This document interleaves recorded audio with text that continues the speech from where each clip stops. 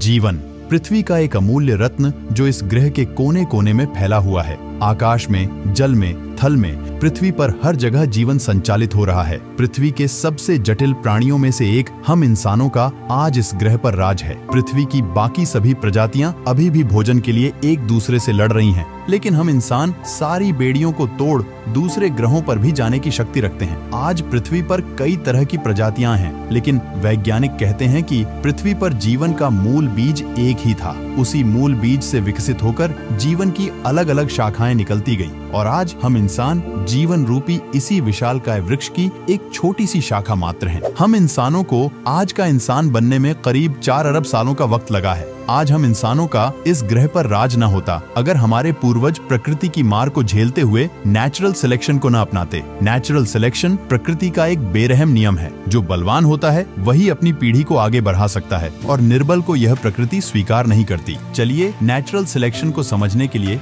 कछुओं के इन बच्चों का उदाहरण लेते हैं। कछुए हमेशा अपने अंडों को समुद्र से थोड़ा दूर मिट्टी के नीचे गाड़ देते हैं, क्योंकि उनके अंडों को समुद्र के जीवों और जमीन पर रहने वाले बेरहम जानवरों से खतरा होता है। इसलिए कछुए अपने अंडों के लिए सुरक्षित स्थान चुनते हैं। जब ये अंडे पोषित हो जाते हैं और इनसे कछुओं के छोटे छोटे बच्चे बाहर निकलते हैं, तो प्रकृति अपनी बाहें फैलाकर इनका स्वागत करती है। लेकिन अगर इन कछुओं को एक सुनहरा भविष्य बनाना है तो इन्हें एक कड़ी परीक्षा देनी पड़ेगी। जो भी कछुए का बच्चा इस परीक्षा को पास करेगा वही इस प्रकृति का आनंद उठा पाएगा और अपनी पीढ़ी को आगे बढ़ा पाएगा। अंडों से निकलने के बाद अगर इन कछुओं के बच्चों को जीवन में आगे बढ़ना है तो किसी भी तरह उन्हें दूर नजर आ रहे समुद्र तक पहुंचना होगा। प्रकृति की ये मुश्किल परीक्षा शुरू होती है। कछुओं के छोटे छोटे बच्चे समुद्र की ओर दौड़ पड़ते हैं, लेकिन यह सफर इतना आसान नहीं होने वाला। आसमान में उड़ते बेरहम पक्षी इन नन्हे बच्चों को अपना शिकार बनाने के लिए तैयार हैं। पक्षी इन कछुओं के बच्चों पर हमला बोल देते हैं। अब इन नन्हे बच्चों को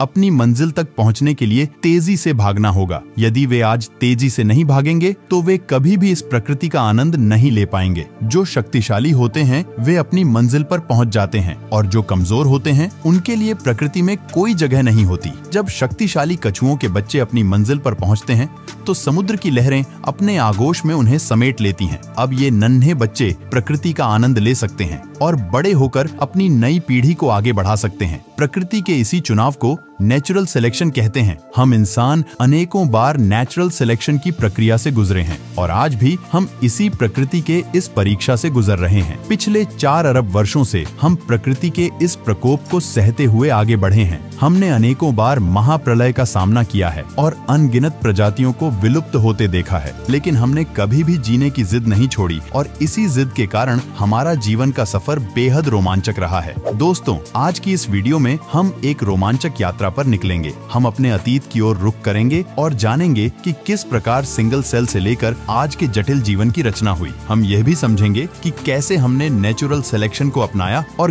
किन महत्वपूर्ण घटनाओं ने हमारे जीवन को यहाँ तक पहुँचाया। इसके साथ ही हम देखेंगे कि कैसे एवोल्यूशन ने हमें आज का इंसान बनाया। तो मेरा नाम है अनिरुद्ध, और चलिए शुरू करते हैं आज की ये वीडियो। अब से करीब 4 अरब साल पहले हमारी पृथ्वी का माहौल बिल्कुल नर्क की तरह था। चारों ओर उबलता हुआ लावा बह रहा था। गैस और धूल के बादलों ने पूरी पृथ्वी को घेर रखा था। ऐसी स्थिति देखकर यह विश्वास करना कठिन है कि कभी इस ग्रह पर करोड़ों प्रजातियां पनप सकेंगी। वैज्ञानिकों का मानना है कि इन्हीं विपरीत परिस्थितियों में पृथ्वी पर पहली बार जीवन का अंकुर फूटा। यह सवाल आज भी बना हुआ है कि जीवन का पहला बीज पृथ्वी पर कैसे आया। वैज्ञानिक इस विषय पर अलग अलग थ्योरीज देते हैं। कुछ का मानना है कि जीवन का पहला बीज किसी उल्का पिंड के साथ अंतरिक्ष से पृथ्वी पर आया, जबकि अन्य का मानना है कि जीवन के प्रारंभिक तत्व पृथ्वी पर पानी में उपस्थित कुछ रसायनों के मिलन से स्वतः उत्पन्न हुए।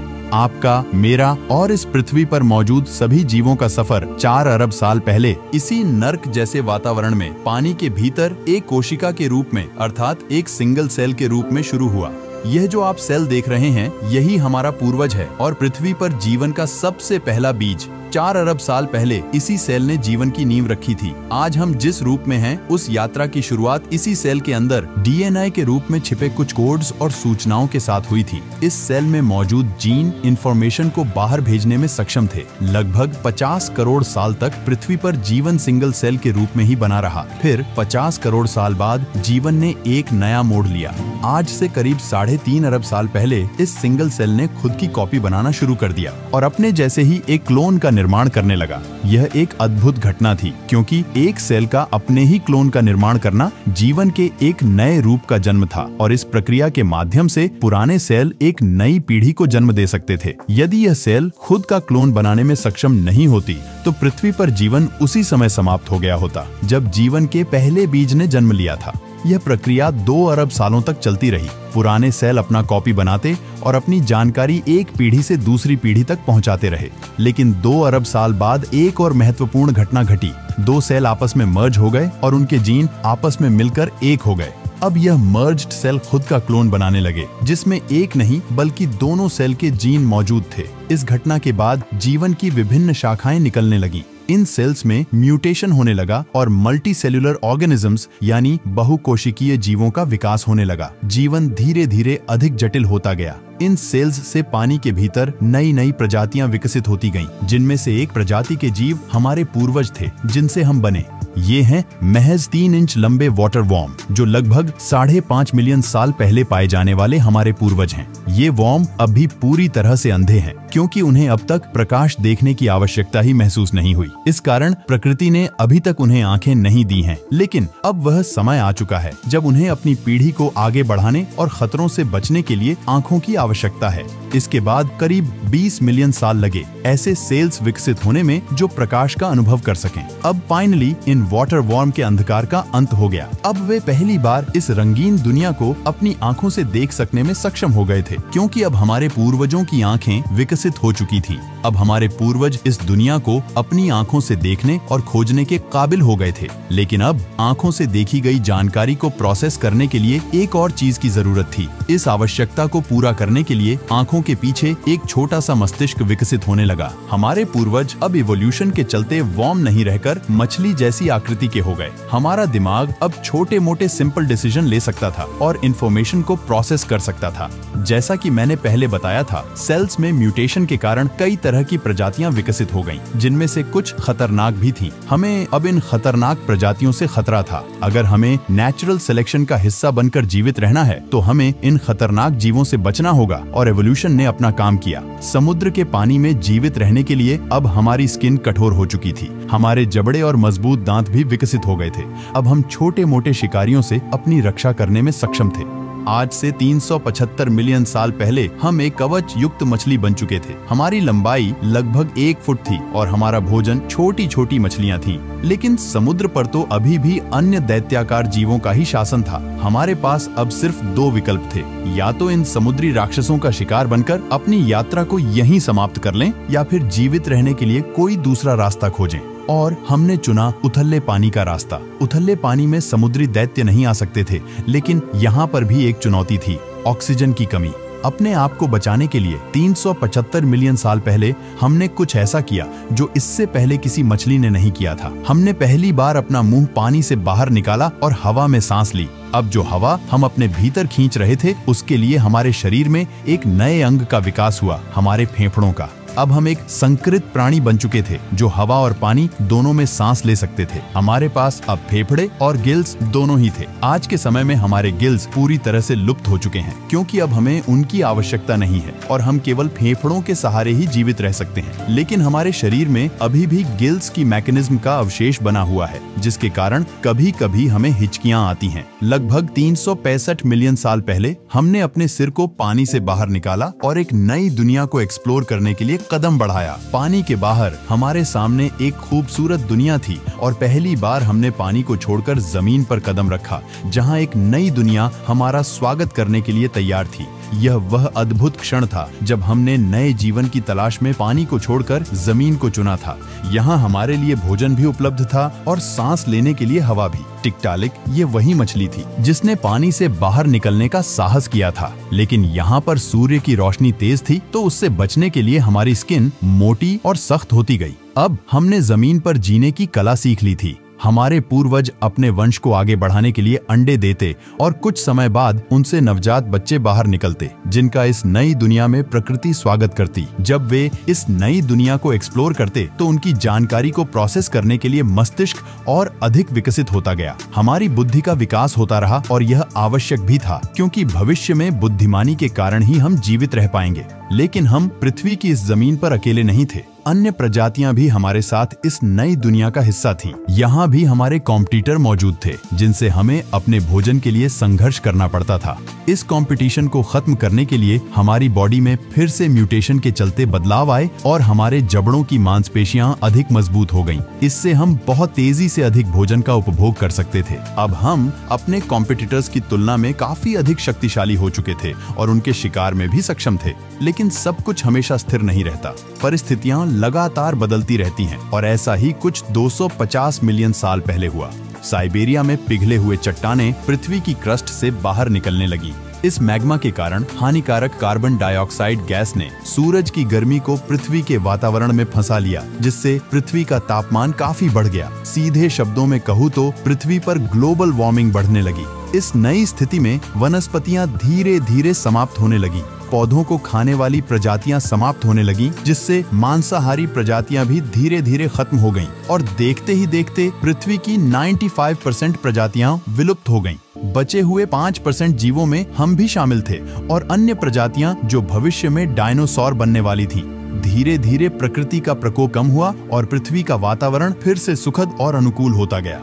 जब वॉल्केनिक इरप्शंस के कारण पृथ्वी पर महाविनाश हुआ, तब हम एक बड़ी छिपकली के आकार के जीव थे। लेकिन उस महाविनाश के कुछ समय बाद हम एक बड़ी बिल्ली के आकार के हो गए थे। अब हम अपने शरीर को घसीटकर नहीं चलते, बल्कि अपने पैरों के सहारे आगे बढ़ सकते थे। एक बड़ी छिपकली से इस आकार तक विकसित होने में हमें 30 मिलियन साल लगे, जो लगभग 220 मिलियन साल पहले की बात है। यह प्रजाति भीषण प्राकृतिक आपदा को सहन करके यहाँ तक जीवित रह पाई है। लेकिन हम इस धरती पर अकेले नहीं हैं जिन्होंने यह आपदा झेली है। कोई और भी है जो इस आपदा से गुजरकर अपनी हुकूमत कायम करने में सक्षम हो गया है। ये हैं डायनासोर। अब धरती पर इनका ही दौर है। अगर हमें इस ग्रह पर जीवित रहना है तो हमें उनसे खुद को बचाना होगा। डायनासोर छोटे रेप्टाइल्स से विकसित हुए और उन्होंने भी महाविनाश को सहन किया। इनका विकास हमारी तुलना में बहुत तेजी से हुआ है, जिसके कारण ये आज बहुत ही विशालकाय हो चुके हैं। इन भूखे डायनासोरों से बचने के लिए हमें भी नेचुरल सिलेक्शन को अपनाना होगा।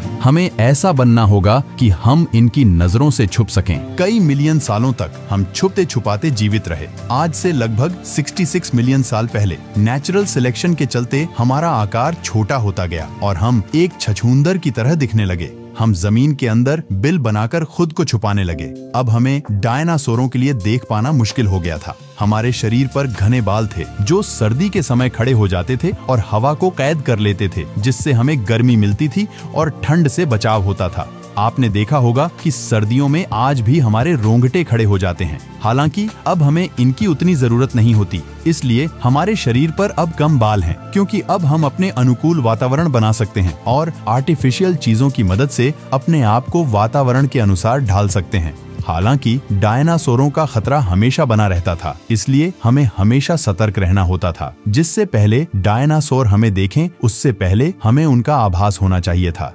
हमने फिर से नेचुरल सिलेक्शन को अपनाया और हमारी इंद्रियां अधिक तेज होती गईं। हमारी देखने, सुनने और सूंघने की क्षमता बढ़ती गई। जिससे पहले कि डायनासोर हमें देख पाते, हम सतर्क हो जाते थे। अब हमारा ब्रेन और भी कॉम्प्लेक्स होता जा रहा था, क्योंकि हमें हालात के अनुसार तेजी से निर्णय लेने की आवश्यकता थी। अब मानवता का भविष्य इस छोटी सी प्रजाति पर निर्भर था। अगर हम अपने छोटे से मस्तिष्क और तेज इंद्रियों का सही उपयोग नहीं कर पाए तो हमारा अस्तित्व खत्म हो जाएगा। लेकिन इन प्रॉब्लम्स को पार करना इन्होंने सीख लिया।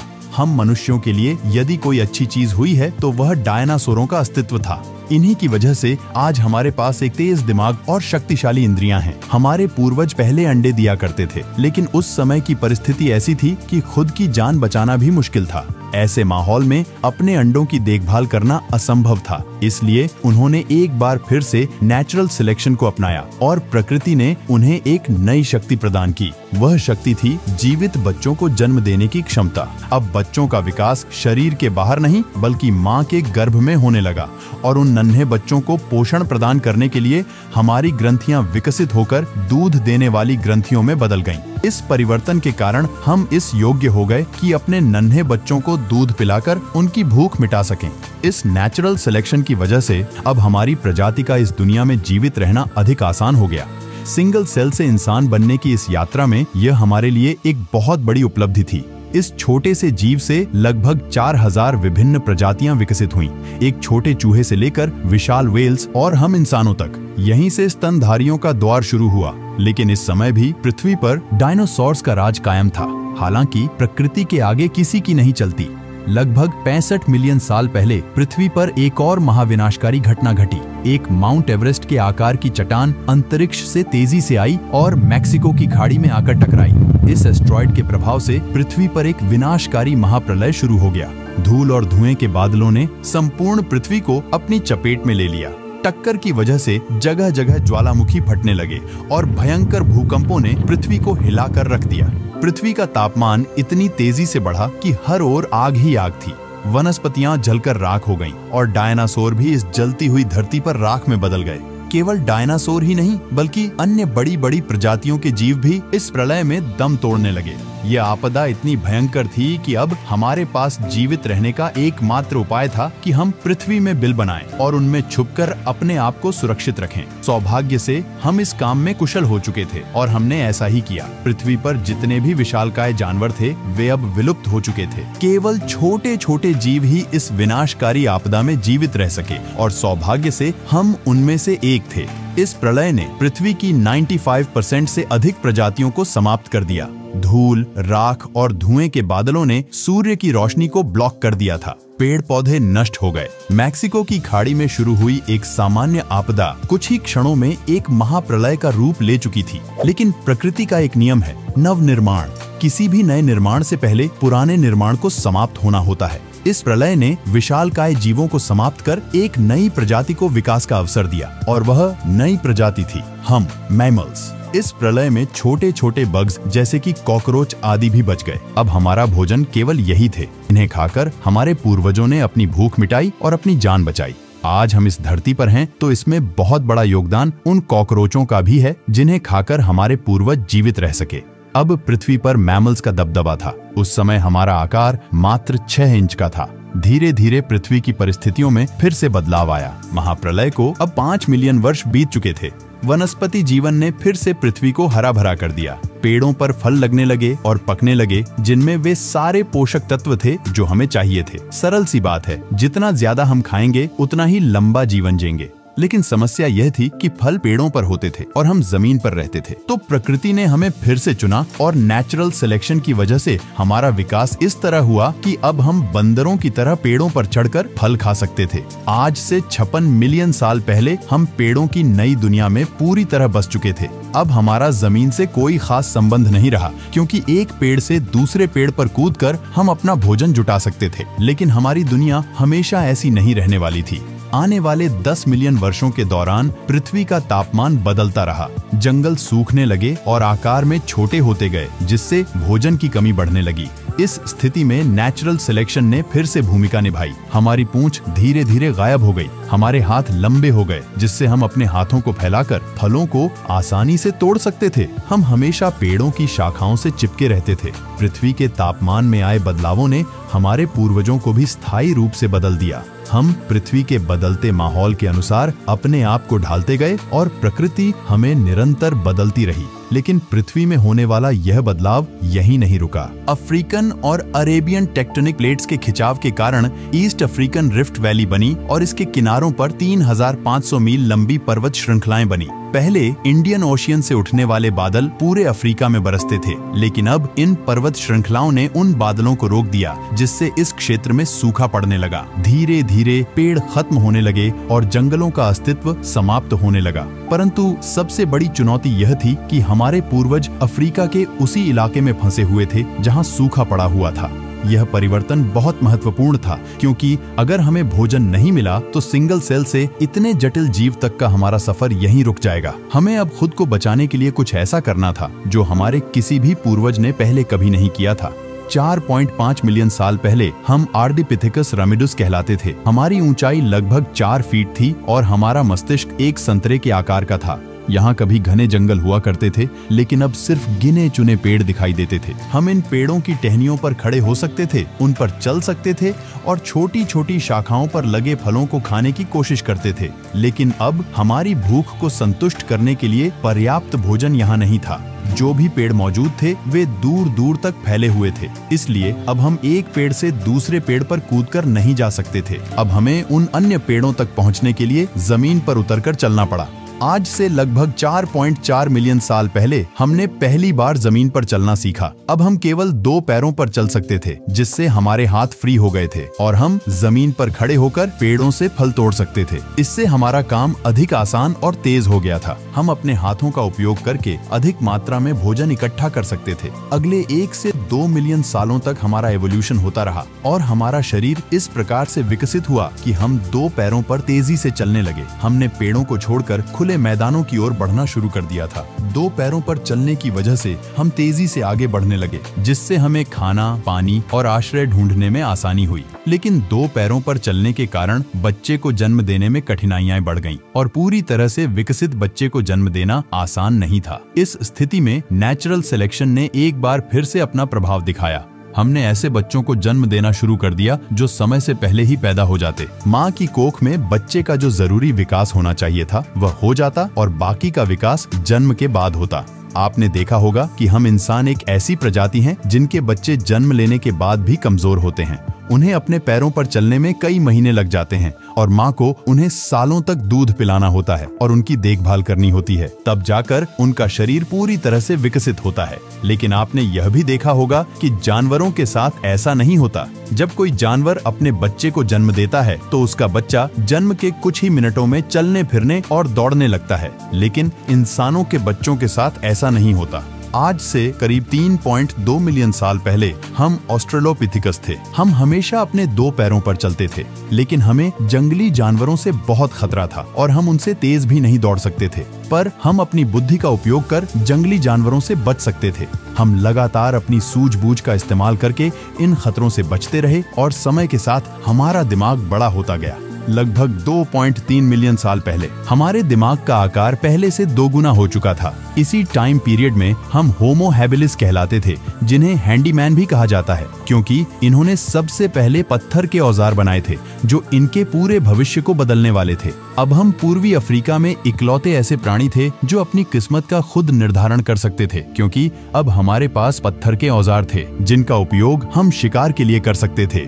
हमसे पहले किसी भी जीव ने ऐसा कोई आर्टिफिशियल उपकरण नहीं बनाया था। हम सबसे अलग थे और यह हमारी बुद्धि की बदौलत संभव हुआ। यह तो बस शुरुआत थी। अभी हम बहुत कुछ बनाने वाले थे। अपनी भूख मिटाने के लिए हमें कभी कभी अन्य जानवरों के शिकार को उनसे छीनना पड़ता था। कभी कभी हमें अपने साथी मानवों से लड़ाई करके खाना छीनना पड़ता और ऐसा करने में हम सफल भी हो जाते, क्योंकि अब हमारे पास पत्थर का हथियार था जो हमारी बड़ी ताकत बन चुका था। कई बार ऐसा होता कि जिस भोजन को लेकर हम संघर्ष करते उसमें से मांस खत्म हो जाता और केवल हड्डियां बचती। अफ्रीका के उस हिस्से में अब पेड़ समाप्त हो चुके थे, इसलिए हमारे पास खाने का कोई और विकल्प नहीं था। इसलिए हमने उन हड्डियों को तोड़ना शुरू कर दिया जिनके अंदर बोन मैरो होता था, जिसमें वे सभी पोषक तत्व होते थे जो हमारे जीवित रहने के लिए आवश्यक थे। अगर हमारी किस्मत अच्छी होती तो हमें ताजा मांस मिल जाता, वरना सिर्फ बोन मैरो खाकर ही गुजारा करना पड़ता। कठोर हड्डियों के भीतर से बोन मैरो निकालने के लिए अब हमारे पास एक शानदार औजार था। समय के साथ जैसे जैसे हमने पत्थर के औजारों का उपयोग बढ़ाया, हम इन्हें बेहतर ढंग से पकड़ने में सक्षम होते गए।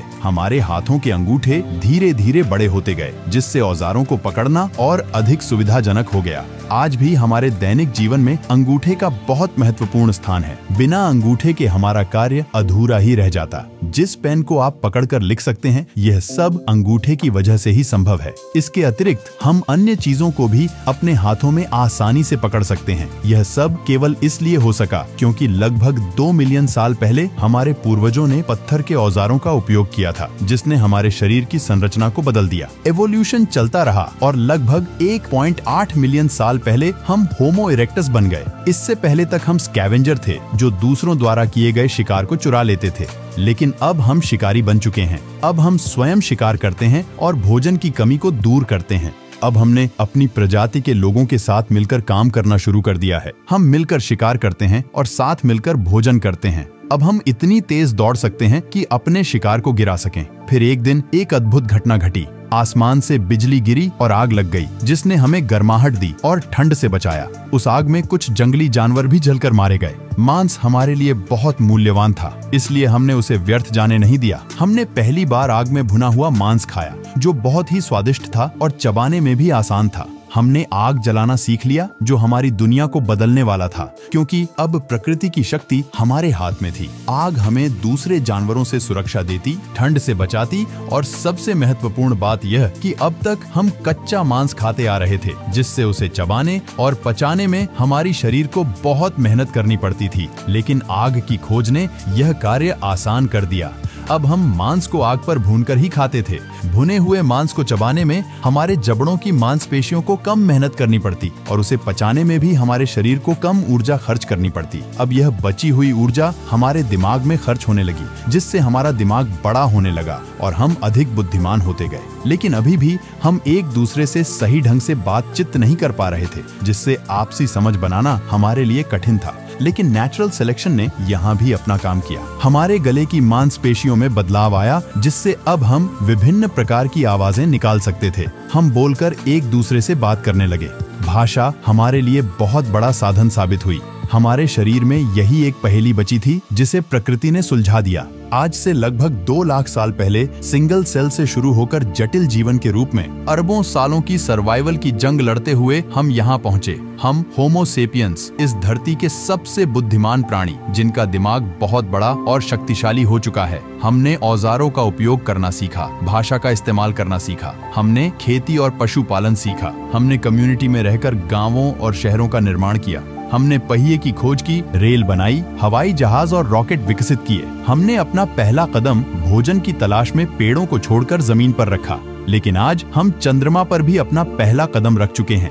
हमने संस्कृतियों को बनाया और पृथ्वी के हर कोने में फैले। हमने ज्ञान और विज्ञान को समझा। भोजन की भूख से हम अब ज्ञान और नवीनता की भूख महसूस करने लगे हैं। हमारा सफर एक सिंगल सेल से शुरू हुआ, लेकिन आज हम बुद्धिमान और जटिल मनुष्य बन गए हैं। इस सफर में हमने बहुत सारी आपदाओं का सामना किया, लेकिन हमने हार नहीं मानी और जीने के लिए लड़ते रहे। हम सीखते रहे और प्रकृति के संगत माहौल में अपने आप को ढालते रहे। आज जीवन के इस सफर में हम बहुत आगे निकल आए हैं, लेकिन आज भी हम सीखते ही जा रहे हैं और अपनी आने वाली पीढ़ियों के साथ अपना अनुभव और ज्ञान शेयर कर रहे हैं। हमारे एवोल्यूशन का सफर यहीं पर खत्म नहीं होता। अभी तो हमें बहुत आगे जाना है, नई नई मुश्किलों का सामना करना है और अपनी सभ्यता को ब्रह्मांड के हर कोने में फैलाना है। तो दोस्तों, ये था सिंगल सेल से इंसान बनने तक का सफर। अगर आपको ये वीडियो पसंद आई तो इस वीडियो को एक लाइक और चैनल को सब्सक्राइब जरूर करिए। साथ ही हमारी और वीडियोस देखने के लिए आपके सामने आई वीडियो पर क्लिक कर दीजिए। मिलते हैं नेक्स्ट इंटरेस्टिंग वीडियो में। तब तक के लिए धन्यवाद।